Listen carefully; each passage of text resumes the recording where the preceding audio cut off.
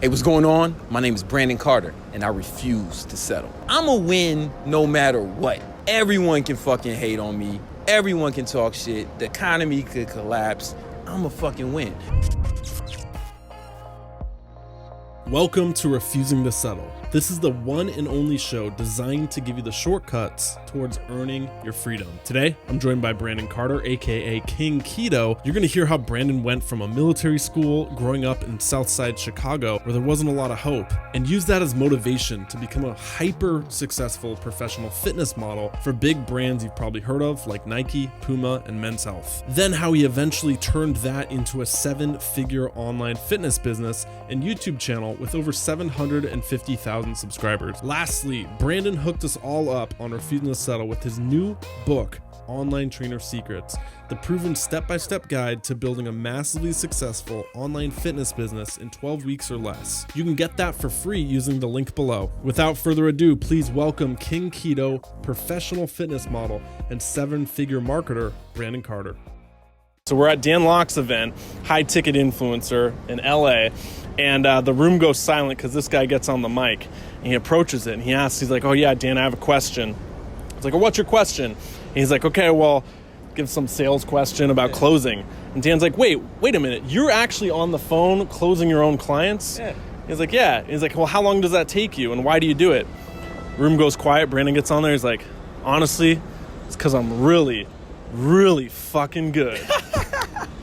And I did say that. I actually, though, like to talk to my clients or potential clients because I want to see if I really do want to see a good fit. It's not just marketing, you know, and I'm going to be working with them so closely on helping them accomplish their goals that I want to make sure they're a good fit and make sure I actually like the person. And I am really fucking good.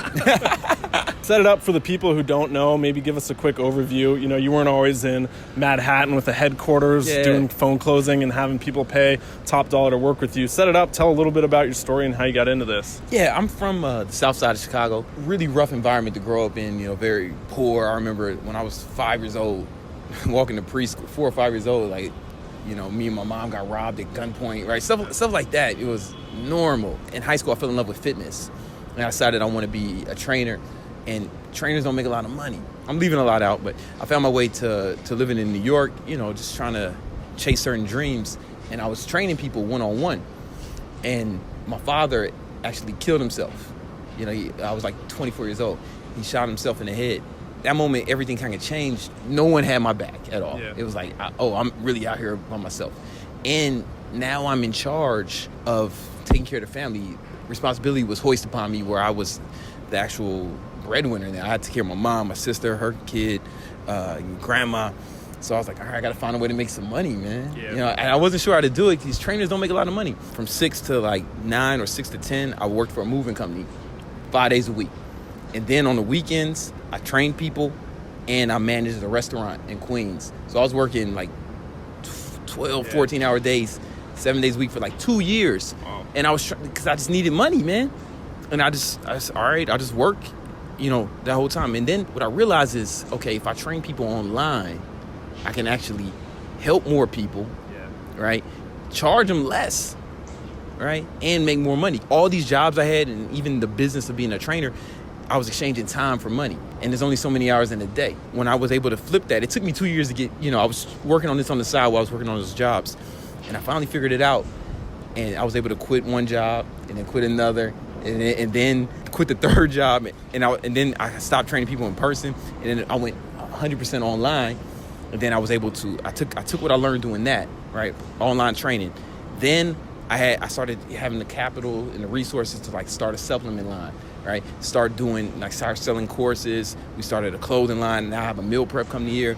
I have about 15, 20 employees, depending on how you count employee, you know, with contractors and, you know, big, you know, penthouse office in Manhattan, 2 Comma Club Award, ClickFunnels. We do about $2 million a year in revenue total across all my businesses. And you know, it all started with like just really learning how to do online training and really stop exchanging time for money. But it was a grind. It's a lot easier now than it was in like 2009, 2008. We were talking before this, the avatars, and like he's like, hey, who's your audience, Clark? And I'm like, yeah, it's the guy who's working a lot of jobs and they're trying to make their first 10K a month. They're trying to escape it, or they're not sure where they want to go, but they know they want to do something for themselves and something bigger. What do you say to that person who's where you were, working 2-3 jobs, and it's like a catch-22, right? It's like, do you not have the money because you don't have the time, or do you not have the time because you don't have the money? Yeah, see, the biggest thing is time, the currency, right, of time. It's the only thing you can't get back. The first thing I usually do is probably like question how much time he's really spending. There's like 168 hours in every week. Let's say you work 40, but if you count the commute, getting ready,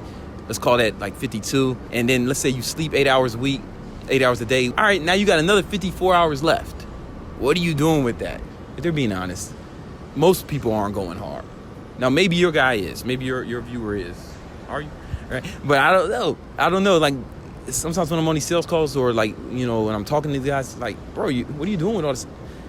You got more time than you think you do. What do you think is the biggest misconception out there with either entrepreneurship or passive income, the thing you disagree with most? Everyone flaunts this idea that, you know, man, if you're just an entrepreneur, right, you can actually, you know, it's just going to be all Lamborghinis and private jets. Dan Bilzerian. Yeah, immediately. Yeah. Right? And the truth is it's going to take a lot of work to get that off the ground. That the guys you see who are living that life, if they are really living it, right? Listen, renting a Lamborghini is not that much money. Yeah, it's like right? $400. Yeah, $400, or even leasing it, right? It's like $2,000, right? It's like $2,000, maybe $3,000. I can portray that lifestyle pretty easily. But the guys who are really doing it, what you see is the fruits.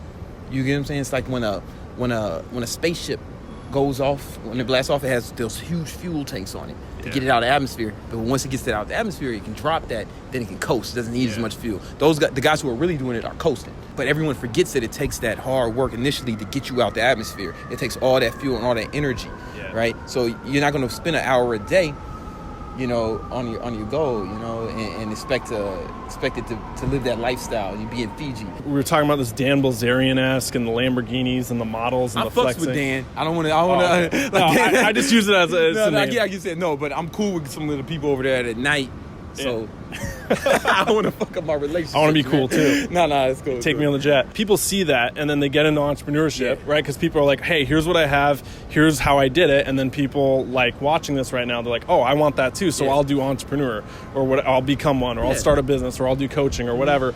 And then when they're actually going through the mud, they're like, this sucks. This isn't what I thought. Not what I thought. Where are the Lambos? When does the jet get here? Where were the girls in the bikinis? I was watching an interview you did, and you said something that I wanted to get your take on here. It was like, it's because I'm okay doing boring stuff, right? Can you talk a little bit about that? We have like 20 employees now, and every time one comes in, I feel like they think it's going to be like that all the time. And a lot of that's my fault, because, you know, what gets filmed is the cool shit. Then no one films me, you know, doing Facebook ads, and no one films me doing some of the stuff that's boring. When I say boring, I mean it'd be boring content, right? Like, I enjoy working with my students. I enjoy some of the stuff that I do that's boring content, but it's not boring to me because I pick something I love. Now, there's parts of it I don't like that much, right? There's some parts that can be tedious, especially initially. Initially, I didn't love every part of it. I had to learn how to build funnels. I had to learn how to do Facebook ads, you know, and that stuff was kind of tedious, you know. But I always knew that what it was for, right? And I was willing to go through that to get there. But the love for training people was always there. I knew that this would help me, like, train more people. So I think if you start with something you really enjoy and then make a business I think that's the key, man. It's real difficult. A lot of guys who try some other shit and fail is because they were just looking for like something to make. They were just looking to make money. Yeah. But I'll tell you right now, man, after you make your first $1 million. What'd you do after you made it? Man, I don't know if I really noticed it. Do you remember the moment? I don't, man. It was really, I was looking back. Yeah. Like when I found out about the 2 Comma Club Award ClickFunnels, I was like, I wonder if we did over $1 million. Seriously. And I tried, like, oh, well, I'll be damned. I'm not a flashy guy. Like, honestly, I'm not into that kind of stuff. That's just not who I am, right? And I'm not. If you like Versace and shit, I was at Dan Locke's house. Right. This motherfucker has Versace silverware. It's not a joke, right? It's not even an act. He has Versace silverware. He's got Ferrari in his garage. Yeah. Dan's into that stuff. Like I can tell he's really into it because you can't see the Versace silverware on the camera, right? Yeah. I'm just not. When I was 19, I was training 10 people a day in the gym. I love training. I love being fucking hardcore. That's my shit, right? Yeah. So like the Lambos and the jets and shit doesn't motivate me. What motivates me is actually helping people accomplish their goals. A lot of times they're doing it because they're just doing it for the money. They don't love the game. Yeah. You got to love the thing. You got to love the thing and then try to make money off the thing, right? That's the key. They're going for the money and they're trying to find a thing that'll get them the money. But you got to love the thing. If they don't love the thing, they won't win. It's a huge journey, right? And you said, it could take you a year or 2 years. Yeah. For me and some people I've seen, it's taken much longer to even have any sort of success. I know maybe that's outside the fitness industry where it's a bit more competitive. Well, I wasn't teaching. Yo, how many people you think online have fucking trainers? Yeah, in their but bio? doesn't everyone want six-pack abs? Isn't that a bit easier to sell than like self-development or something? No, if everybody wants it, the market is bigger, which means there's more competition. I feel like it's sexier than yourself will be better. True. Like, you know what I mean? But that's why I got out of self-development. It's a blue market though. I'm sorry, it's a red market. Yeah. Right. So it's how many online trainers do you think there are? Oh yeah, probably thousands. No, man, millions. It's I shit you not, it's millions. Yeah. It's self-development is more niche. Here's the key, man. The more niche you are, the better. Even with my students, I tell them, listen, there literally might be millions of trainers online that you're competing with. That's why you got to niche down, right? Even in personal development, right? Yeah. You got to niche down. Like you said, your typical audience member is a mid-20s guy, right? Yeah. Early mid-20s. That's why you're so successful. That's one of the reasons, because you're only going after that guy. If you were trying to get everybody, now you got to compete with Tony Robbins. You got to compete with everybody. Now there's other guys who are going after your same demo, right? Yeah. Like my boy Jason Capital. But his presentation is different. Not better or worse, it's different, right? Like he's more like more laid back. He doesn't dress the same way as you, and he goes for that look, for that presentation. And the certain people will be so now you both segmented it where you're not really competing with each other. So this is a question, then a follow up on that. Yeah. And maybe I disagree a little bit on the fitness self-development space because, all right, so the fitness space, that's hard advice, right? That's like, hey, here's a six-pack, these are the results. Gotcha. Make money online. That's like, hey, make $10,000. Self-development, it's like soft advice, you know what I mean? It's kind of like medicine. Like nobody really wants to take medicine, but they need it. So you need to give them some sugar. Who wants to work out? Yeah, but they want the six-pack, you know? Well, they want whatever you're selling. Yeah. No, you. So how do you add? Even if you're right. How do you add in the sugar then? So like, okay, people want your body right now. How do you convince someone to go to the gym and do the work it takes to get this? Because this is not easy. This is good. This is a good example. This is really cool. Even if you are right? It's here nor there, right? It doesn't matter. Once you have that target market and you know what they want, why do they want it, right? Like Tony Robbins' avatar is probably different than yours, right? Yeah. It's wider, first of all, but it's probably older. It's Divorce. probably divorce, and they're more like more woo woo. And I fuck with Tony, right? But there's more woo woo, right? And so their why is different. So you got to find out why they want that six pack. Let's say it's a 24-year-old guy who wants a six pack. Why does he want a six pack? What do you think? Impress girls. Impress girls. What else? Instagram. Instagram. What else?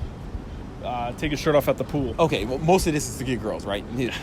Now let's switch them. Now let's switch demos. Let's say a 35-year-old guy, someone who's closer to my age. Why does he want a six pack? Maybe to feel like he's 25 again. Maybe feel younger, right? Yeah. Maybe so his wife's more interested in him. Right. Maybe so he has more energy to play with his kid. Your guy's why? Let's just go deeper than that. 20 is mostly girls. Why does he want girls? Maybe he wants to, depending on the age or what he's got, maybe he wants to just like have a bunch of sex, right? Maybe he's looking for a girlfriend. Maybe he's looking for a wife at some point. Maybe he's thinking, 24-year-old guy might be thinking about, all right, I might want to start looking, maybe. Yeah. Or validation. I think it's feeling good. Bro, these are all feelings. Yeah, and that's different, and that's way different than the guy who's just 10 years his senior, right? So I say all that to say you got to find that why, right? Yeah. And once you have your target market and you have the why, and all of your marketing needs to go towards like that why. So my students, they're not selling workouts and diets. Yeah. They're selling that why. Yeah. I heard the CEO of Revlon or Mary Kay, one of them motherfucking companies, right? Makeup company. They said, yo, we don't sell makeup, we sell hope. You get what I'm saying? Like it's you gotta sell that dream. So like when I go, if your face is fucked, we can fix it. Yeah, man, we can make it look. We can make you look presentable, man. And maybe you'll get one of those guys. Maybe you'll get one of your guys. Maybe you'll get one. It's kind of almost like when I go to them steakhouses. It's not even just the food that I'm going there. I'm going there for the feeling you get, the ambiance. Yeah. Getting called Mr. Carter. I get to sit down. Yeah, you don't Uber Eats that steak. Nah, you don't Uber Eats that steak. Yeah. You got to go there for the whole thing because they're selling more than just food, right? So, and you're selling more than just personal development. You're selling what's that going to do for them? How they're going to change their lives? How's that's going to impact them and their family? You know what I'm saying? Well, this is a good transition because one thing I wanted to hit on, I'll ask it. It was, so we were at Dan Locke's influencer event, and the thing that I got from that event was brand who you are, not what you do, right? Because what you do is going to change. So you're not the fitness trainer, you're Brandon Carter. And so one of the questions I have for you is, how do you brand who you are? Because you do a very good job at it. You're very real on camera. Your ads are super funny. Like everything you do is very authentic. And I feel like people struggle with that because they're in their head. You know what I mean? So can you talk a little bit about just like not giving a fuck and being yourself a little bit and how you approach that? A lot of it is the demographic that I'm going after. I can wipe my ass with what other people think, man. Like I only care about what that target market thinks. The same way Tampax, they don't care what you and I think. That company, $1 billion company, they don't care what you and I think. So that's half the population. Yes. They don't even think about, but not even the whole half, right? Do they care about what young girls think? Nah. What about older chicks? Old grandmas?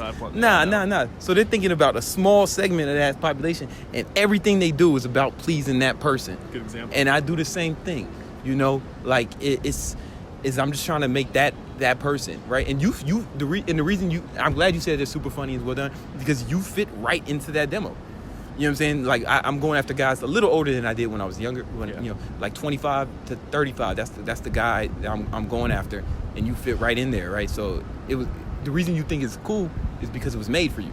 Yeah. Right. But there's some people who think I'm just a fucking asshole, and I'm the worst. I got people making 45-minute YouTube videos about how much I suck, and that's cool, because nobody gets unanimous praise. They killed Kennedy, Martin Luther King. Those are pretty good guys, I thought. Yeah. You know what I'm saying? But they killed them. How do you deal with the haters then? The people who are outside of those the haters, demos. man. They come at. If you have any, or I got them. What's the craziest hater story you have? Oh man, yo, without drawing too much attention. Oh, it's like it'll be like the crazy stuff comes from like some of the comments, man. One guy, one that I remember, because it was like, damn. He was like, I'm glad you're there. Killed himself. He killed himself because his son. Oh my God. Think about the life of the person who does that. Do you think that's a happy, confident, successful person? Right? Seriously, do you think that Jay-Z, he does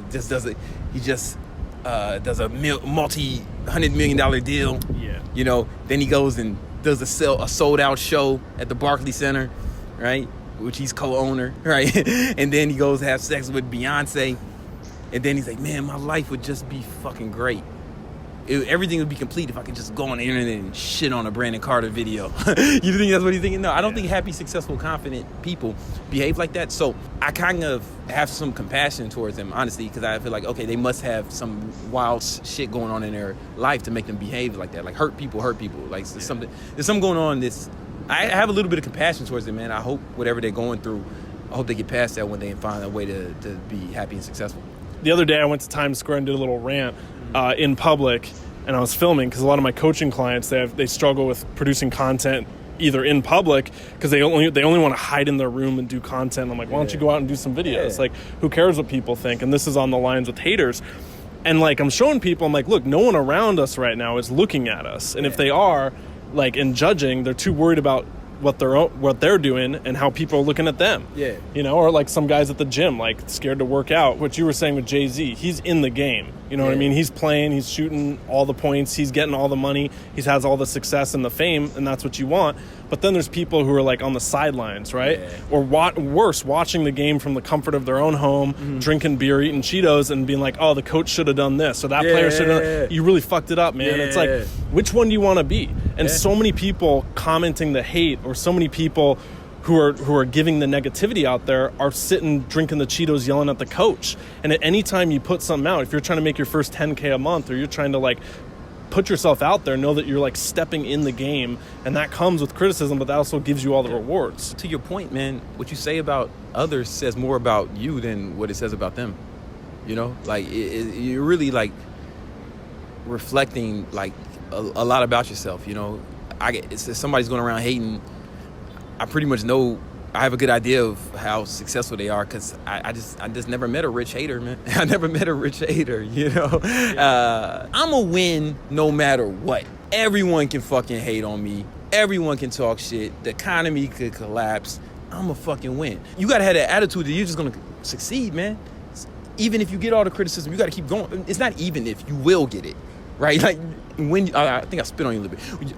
It's all right though, man. You might get some powers. This might be your origin story. If you stop working, the haters win. Do you understand? Like that's the goal, to get you to quit, because they don't want to see you rise above them, or they don't want to see you rise at all. Yeah. Because your success puts a spotlight on their failure, their laziness, their inabilities, their fears of even trying. Mm-hmm. Right? It puts a spotlight on that.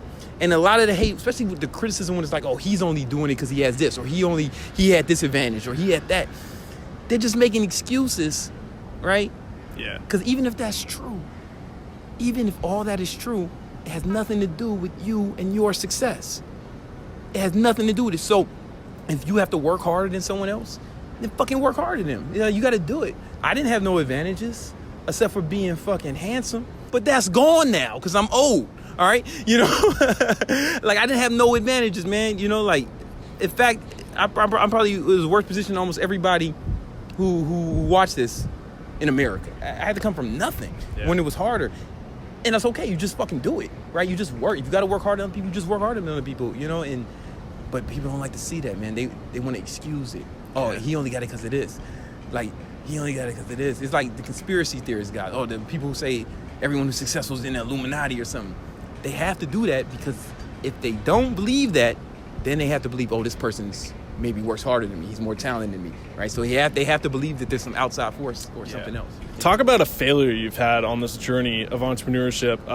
What's the time either you wanted to quit, or a story you have of where you're like throwing the towel, and how'd you refuse to settle from that? Every time you try to level up, you have to go through more and more failures. Get into my first, $100,000 a month. It was like, I don't even go that far. My first $100,000 a year, 6 figures. Yeah. I learned that, and then I was trying, all right, let's try to do $1 million. It's a totally different business. It's not a different level, it's a different game, right? It's a different game, a different console. You know what I'm saying?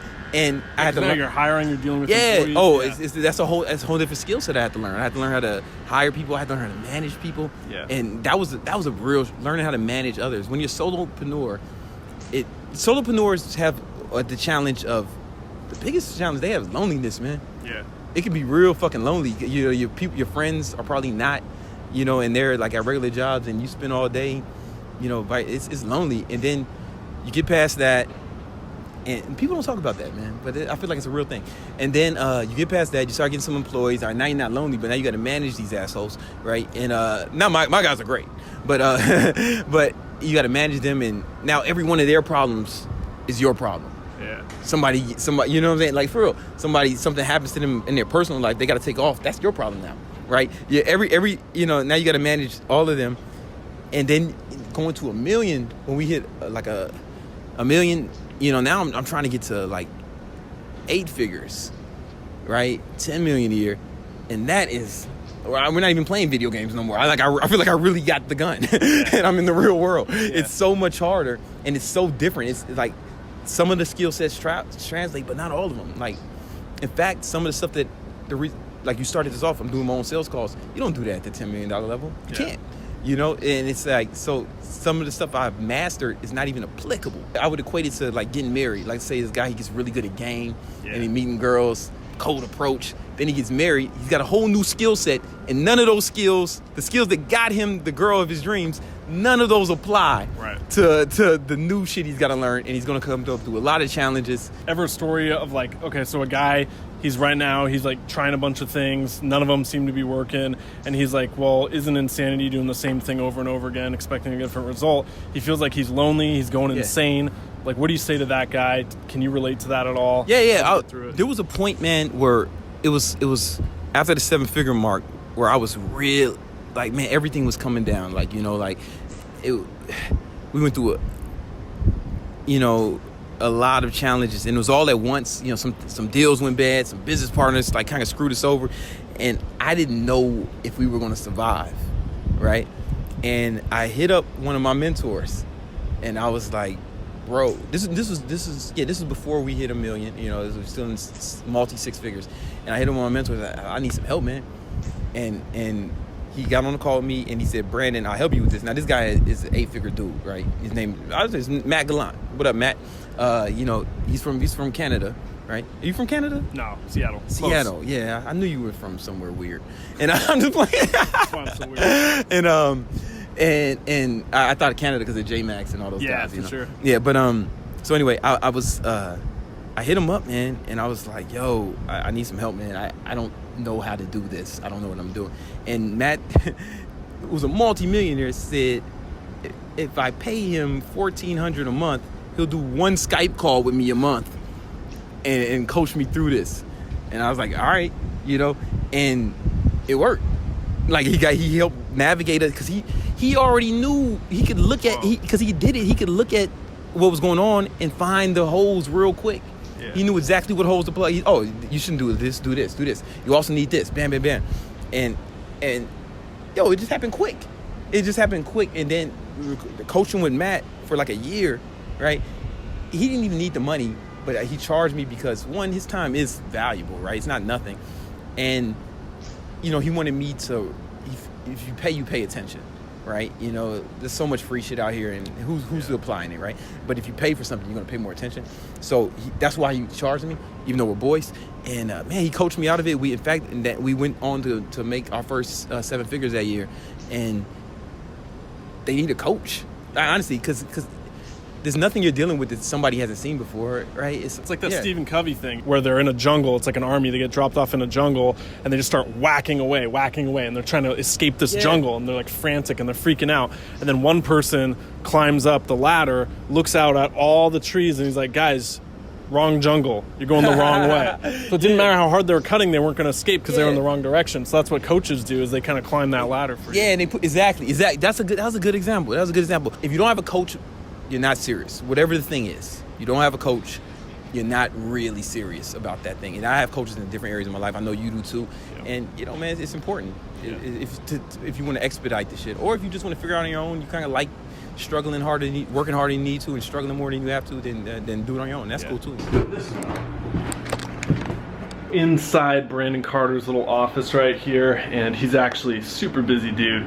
Guy's schedule is nuts, which you'll see in this interview, and he has a sales pitch going right now, so we're gonna sit in and watch him do his thing, because apparently he's really fucking good. I don't think he has enough supplements though. All right, Brandon, you ready to crush this? Yeah, man, we'll see what happens, man. What do you do to get in state before this? Anything?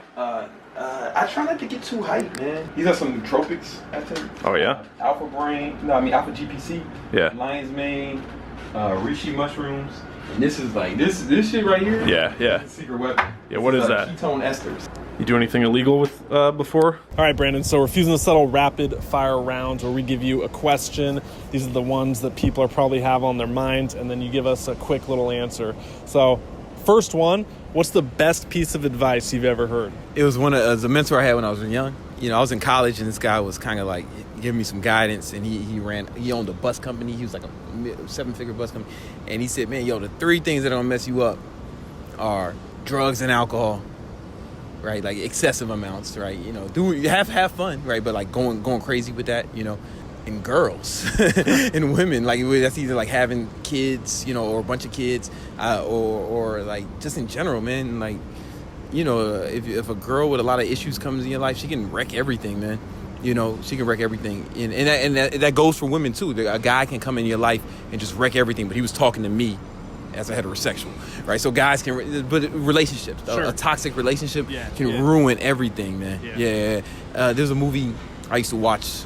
I watched a bunch of times. It's called Belly, and it's not a good movie. I don't suggest you watch it, but I saw it hundreds of times. And it's DMX and Nas, and there's one part of the movie where Nas and DMX are driving, and Nas is saying, "Yo, I was talking to Keisha, and she was saying," and then DMX said, "What?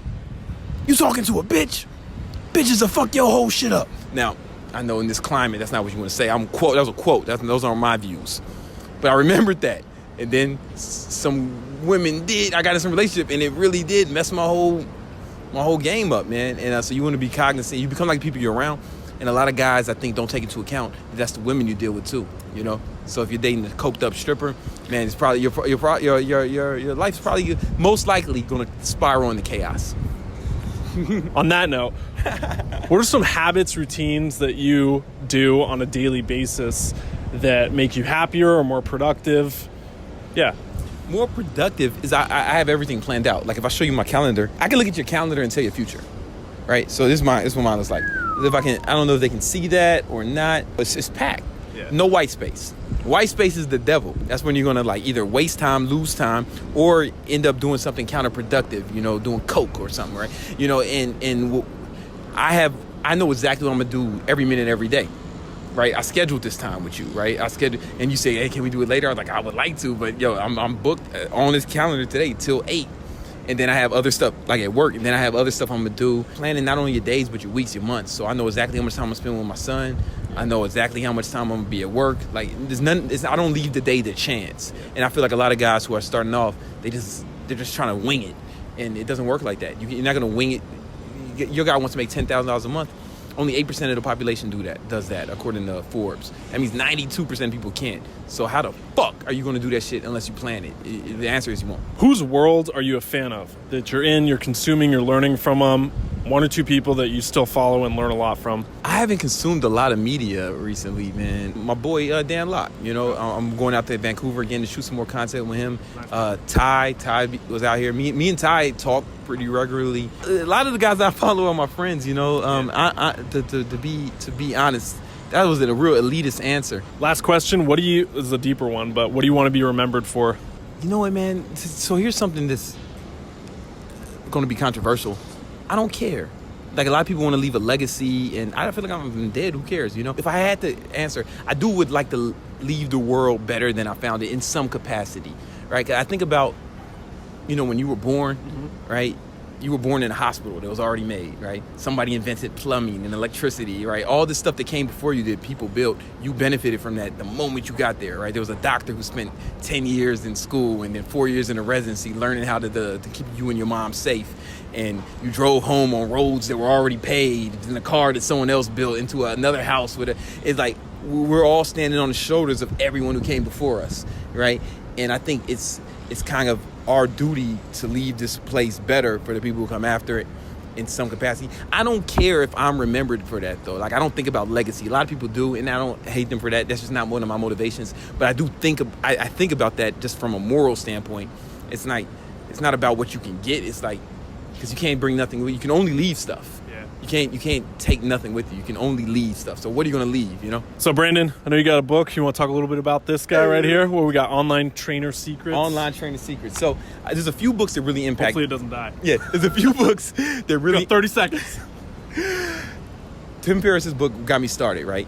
And then that was a book that was a game changer, right? And then I also read a book called .com Secrets from Russell Brunson. Yep. And I kept .com Secrets in my book bag for like 2 years, and I memorized a good portion of it.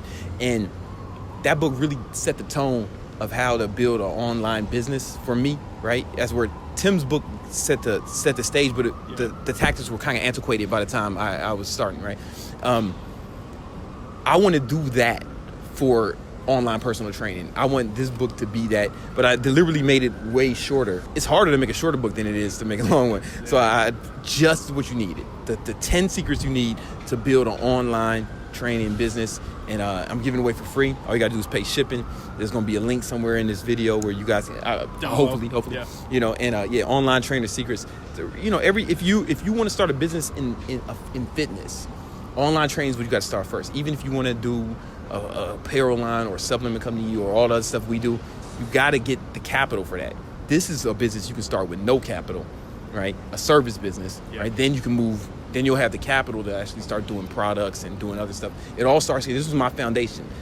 You can't go straight to being me, right? And I don't mean that to sound arrogant. even though I am arrogant. I don't mean it to sound arrogant. It is arrogant. But like, yo, you got to play D1 basketball before you can go to the NBA. You can't skip straight to business coaching. Yeah, exactly. You can't just be a business coach right now. Yeah. You know, this is the foundation. Once you master this, then you can do anything in the fitness. This is how you quit your job. This is how you make your first $10,000 a month. Online training secrets is free. And I wanted to be a legendary. I wanted people to speak about this book the way we talk about 4-Hour Workweek, .com Secrets, some of these other books that have really impacted a whole generation of entrepreneurs. You know? Thanks so much for coming on. Thanks for giving me the tour of Manhattan. And let's go get some pizza or something. Or not. That's keto. No, man, I'm not keto, but I got you. The whole dollar slice. Appreciate it, bro. Thank you so much, brother. Yeah, man. Awesome.